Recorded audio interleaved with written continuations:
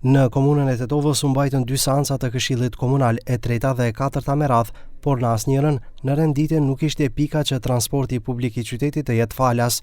Ky është një nga premtimet kryesore të kryetarit aktual Bilal Kasami, i cili në ditën e marrjes së mandatit tha se këtë premtim do e realizojë që në seancën e parë të Këshillit Komunal. Zëvendëskryetari i komunës, Albi Qamili, pohon se ky vendim do të merret së shpejti dhe se në vitin 2026 do të jetë realitet, por pas sqaruar se përse në 2 seancat e sotme nuk ishte ajo pikë në rendite.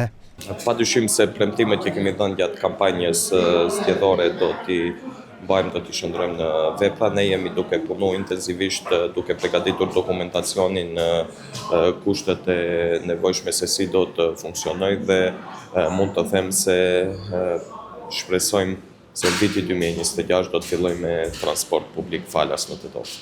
Nga ndërmarrja për transport publik thonë se janë në pritje të vendimit të komunës, pas çka do të fillojë edhe zbatimi.